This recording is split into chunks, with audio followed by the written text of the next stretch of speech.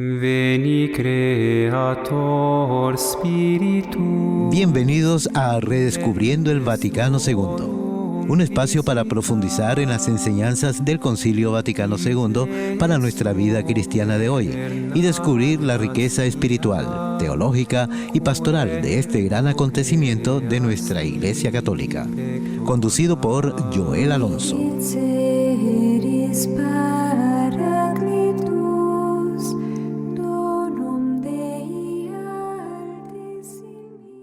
Hola amigos de Radio Paz, soy Joel Alonso y les doy la bienvenida a nuestro programa de los sábados a las 6:30 de la tarde, Redescubriendo el Vaticano II.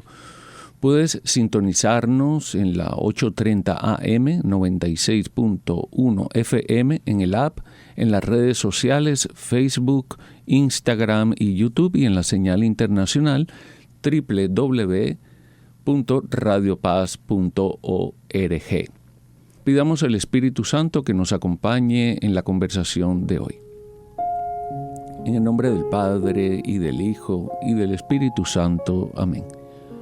Oh Espíritu Santo, amor del Padre y del Hijo, inspírame siempre lo que debo pensar, lo que debo decir, cómo debo decirlo, lo que debo callar, cómo debo actuar, lo que debo hacer, para gloria de Dios, bien de las almas y mi propia santificación. Espíritu Santo, dame agudeza para entender, capacidad para retener, método y facultad para aprender, sutileza para interpretar, gracia y eficacia para hablar.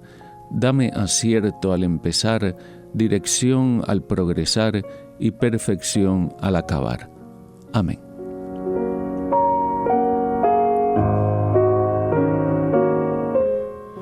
Pues bien, mis queridos amigos, hoy comenzaremos una serie de conversatorios sobre la Constitución Sacrosanctum Concilium, sobre la Sagrada Liturgia. Si la Constitución Dei Verbum nos puso la Biblia en las manos y nos remitió a la interpretación al magisterio de la Iglesia, esta Constitución Sacrosanctum Concilium dio un giro significativo a la liturgia, haciéndola más participativa. Buscó la centralidad del altar en la asamblea y se permitió que la misa se celebrara en la lengua de cada cultura.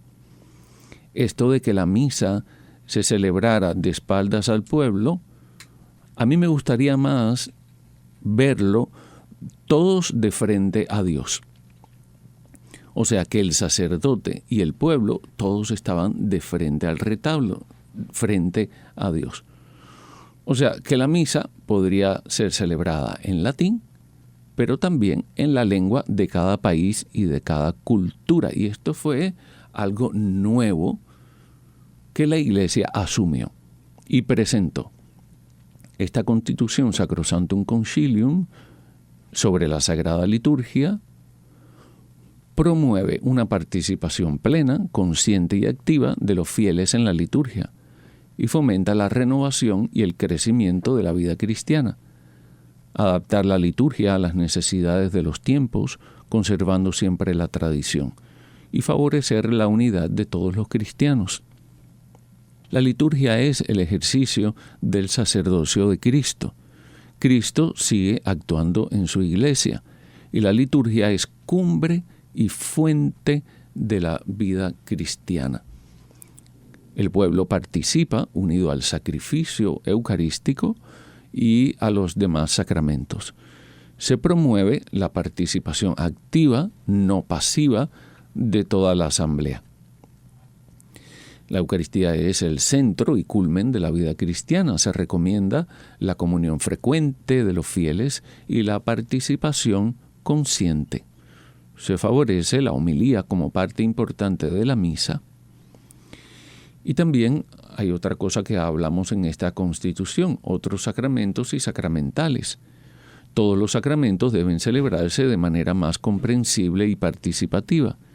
Y se destaca el valor del bautismo, confirmación, la penitencia, la unción de los enfermos, el orden sacerdotal y el matrimonio. Los sacramentales ayudan a santificar las diversas circunstancias de la vida. La liturgia de las horas, que es tan importante, se invita a los fieles a rezarla. No solo el clero ha de adaptarse para facilitar la participación comunitaria. También se va a hablar sobre el año litúrgico. Se subraya la centralidad del misterio pascual, muerte y resurrección de Cristo. Y se da especial importancia al domingo como Día del Señor, Dies Domini.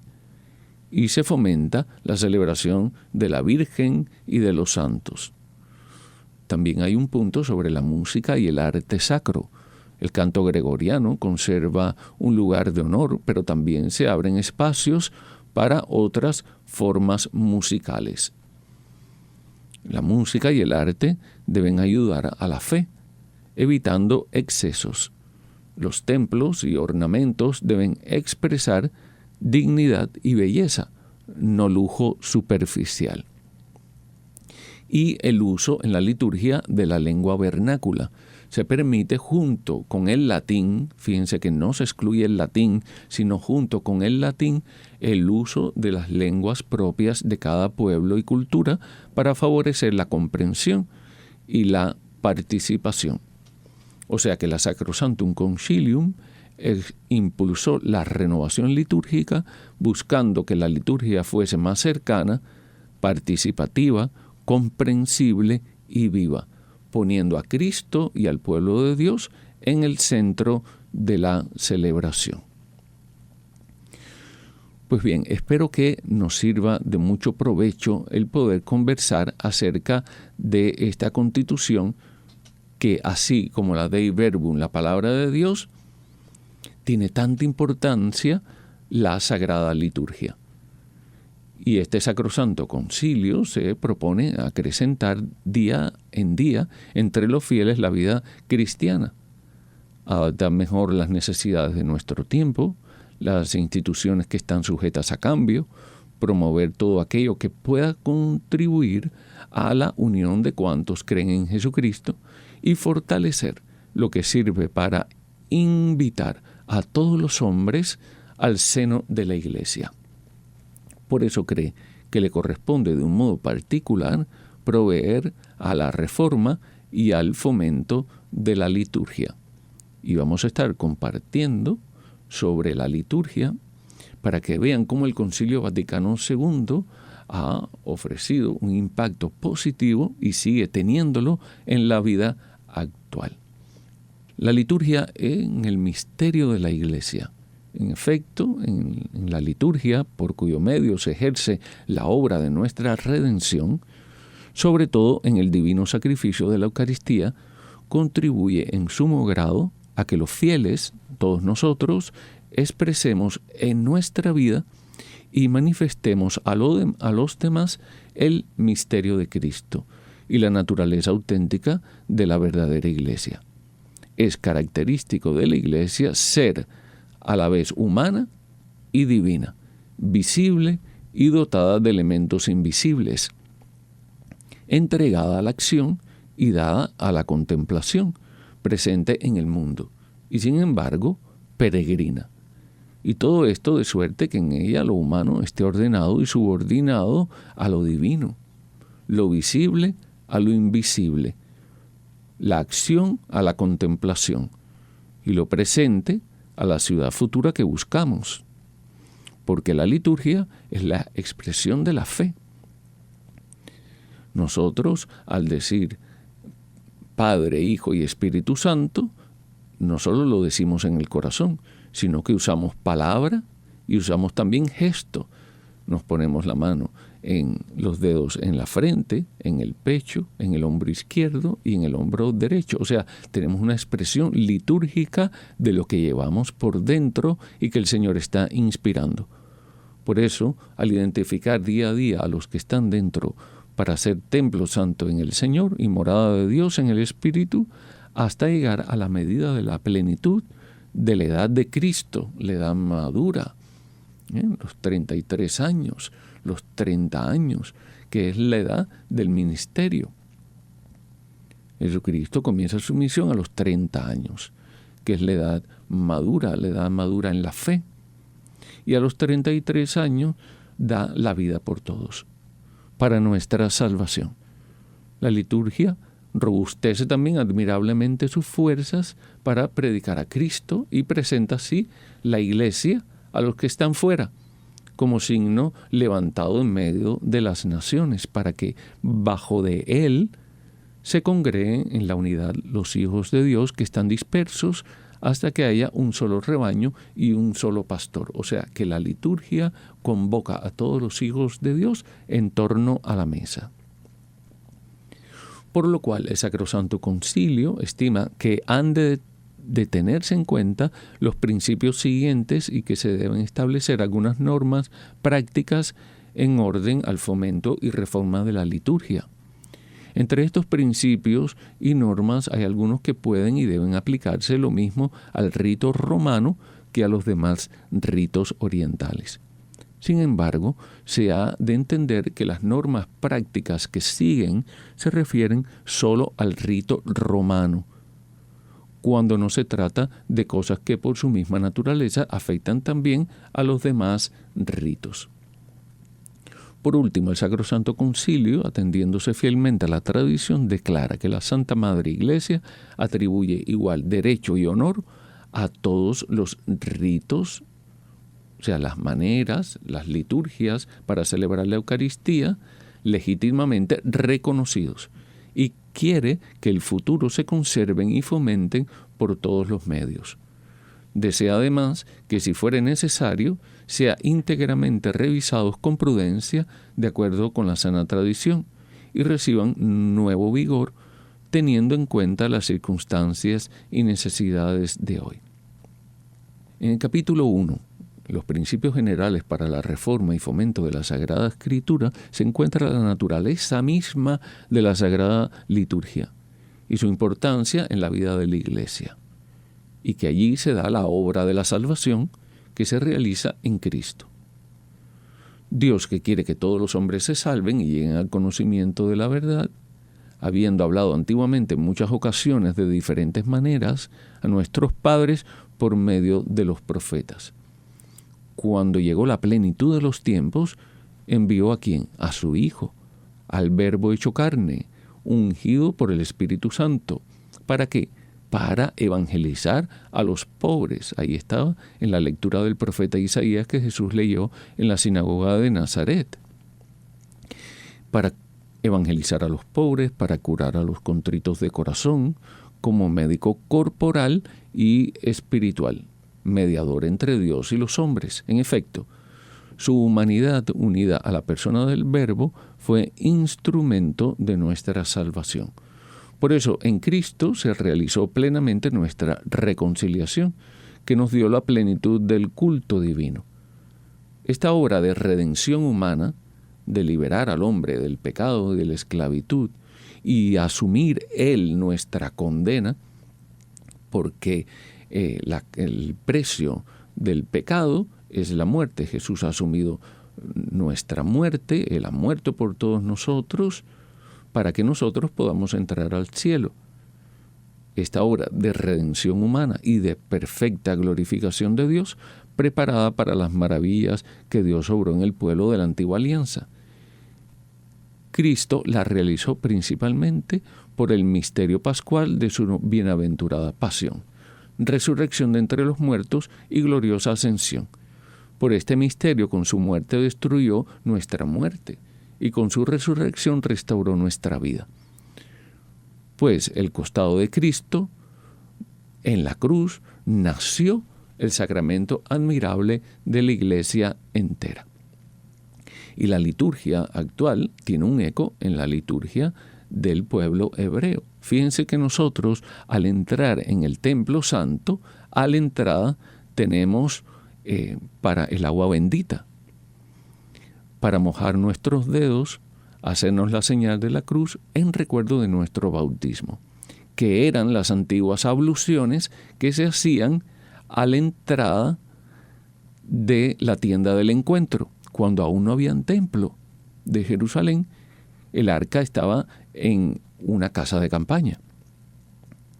que se llamaba la tienda del encuentro. Y a la entrada había un cántaro con agua para las abluciones. Esto ha pasado a la iglesia, y a la entrada de la iglesia nosotros vemos, ¿verdad? A la entrada, justo antes de entrar al templo, en el atrio, se encuentra esta agua para las abluciones, para recordar nuestro bautismo. En la iglesia se realiza por la liturgia. Por esta razón, así como Cristo fue enviado por el Padre, Él, a su vez, envió a los apóstoles llenos de Espíritu Santo. No solo los envió a predicar el Evangelio a toda la criatura y a anunciar que el Hijo de Dios, con su muerte y resurrección, nos libró del poder de Satanás y de la muerte, y nos condujo al reino del Padre, sino también a realizar la obra de salvación que proclamaban mediante el sacrificio y los sacramentos, en torno a los cuales gira toda la vida litúrgica. Y así, por el bautismo, los hombres son injertados en el misterio pascual de Cristo. Mueren con Él, son sepultados con Él y resucitan con Él. Reciben el espíritu de adopción de hijos, porque solo Jesucristo es el Hijo único de Dios y nosotros somos hijos por adopción. Por Él somos hijos que clamamos Abba, Padre, y esto nos hace a nosotros hermanos, y se convierten así en los verdaderos adoradores que buscan al Padre.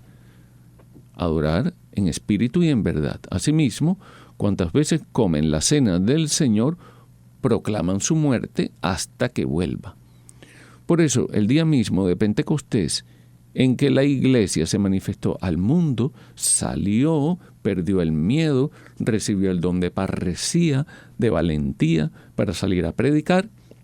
Los que recibieron la palabra de Pedro fueron bautizados e incorporados a la iglesia, y con perseverancia escuchaban las enseñanzas de los apóstoles, se reunían en la fracción del pan y en la oración, alabando a Dios, gozando de la estima general del pueblo. Fíjense qué importante es esta parte, porque nosotros escuchamos las enseñanzas de los apóstoles cuando el Padre hace su homilía, nos reunimos a la fracción del pan, que es la Santa Misa, vamos juntos a la oración, o sea, un día fuera de la misa, nos reunimos toda la parroquia a hacer oración. Dice que en esas oraciones alababan a Dios y también gozaban de estima general del pueblo. Desde entonces la iglesia nunca ha dejado de reunirse para celebrar el misterio pascual, leyendo cuanto a él se refiere en toda la Escritura, celebrando la Eucaristía, en la cual se hacen de nuevo presente la victoria y el triunfo de Jesucristo sobre la muerte y el pecado, y dando gracias al mismo tiempo a Dios por el don inefable en Cristo Jesús para alabar su gloria por la fuerza del Espíritu Santo. La presencia de Cristo está en la liturgia.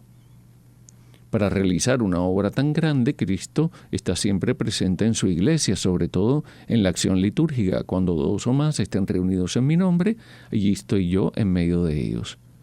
Y está presente en el sacrificio de la misa. Es Él mismo quien se ofrece, sea que la persona del ministro, ofreciéndose ahora por ministerio de los sacerdotes, el mismo que entonces se ofreció en la cruz, sea sobre todo bajo las especies eucarísticas. Está presente con fuerza en los sacramentos, de modo que cuando alguien bautiza, es Cristo quien bautiza. Por eso el sacerdote o el diácono dice, yo te bautizo. O sea, es Cristo quien habla. Está presente en su palabra. Pues cuando se lee en la iglesia la Sagrada Escritura, es Él quien habla. Y tiene un impacto real, transformador en la persona que escucha. Está presente, por último, cuando la iglesia suplica y canta salmos, el mismo que prometió, donde 2 o 3 congregados en mi nombre, allí estoy yo en medio de ellos. Realmente en esta obra tan grande, por la que Dios es perfectamente glorificado y los hombres santificados. Cristo asocia siempre consigo a su amadísima esposa, la Iglesia. Por eso ustedes recuerdan cuando San Pablo perseguía a la Iglesia, Jesucristo se le pone delante y le dice, ¿por qué me persigues? O sea que Cristo siempre asocia consigo a su amada esposa, la Iglesia, que invoca a su Señor y por él tributa culto al Padre Eterno. Y con razón, pues, se considera la liturgia como el ejercicio del sacerdocio de Cristo. En ella los signos sensibles significan, y cada uno a su manera, realizan la santificación del hombre. Y así el cuerpo místico de Jesucristo, es decir, la cabeza y sus miembros inseparables, ejerce el culto público íntegro. En consecuencia, toda la celebración litúrgica, o sea, la celebración de la Santa Misa, por ser obra de Cristo, sacerdote, y de su cuerpo, que es la Iglesia, es acción sagrada por excelencia, cuya eficacia, con el mismo título y en el mismo grado, no la iguala ninguna otra acción de la Iglesia. Y ya ven que Cristo está presente en la liturgia. ¿Y cómo la Iglesia muestra dónde está Cristo? Cuando el incienso se levanta. ¿Sobre qué? La Iglesia enseña a todos dónde es que está Cristo. ¿A qué se inciensa? Al altar, ahí está Cristo. Al leccionario, ahí está Cristo. Al sacerdote, ahí está Cristo. Al pueblo, ahí está Cristo. De manera que cuando ustedes vean en la Santa Misa que se está incensando al cuerpo de Cristo, entonces ahí vemos la presencia de Jesús. Porque el incienso es solamente para Dios. Pero Dios está presente en el sacerdote, en la forma consagrada, en el altar, en el leccionario, el libro de las lecturas, y, o sea, la palabra de Dios, y en el pueblo. Es una liturgia terrena y a la vez es una liturgia celeste. En la liturgia terrena preguntamos si tomamos parte en aquella liturgia celestial, en la cual nos unimos junto a los ángeles y los santos. Santo, santo, santo es el Señor, que se celebra en la santa ciudad de Jerusalén, hacia la cual nos dirigimos como peregrinos, y donde Cristo está sentado a la diestra de Dios como ministro del santuario y tabernáculo verdadero. Muy bien, mis queridos amigos, vamos a terminar esta sección. Fue un gusto compartir con ustedes. Dios permita, nos volvamos a encontrar para redescubrir la riqueza del Vaticano II. Los esperamos en el próximo programa, sábado, 6:30 de la tarde, aquí en Radio Paz. Veni Creator Spiritus. Gracias por acompañarnos en Redescubriendo el Vaticano II. Les esperamos el próximo sábado para juntos profundizar en la riqueza espiritual, teológica y pastoral de este gran acontecimiento de nuestra Iglesia Católica. Redescubriendo el Vaticano II.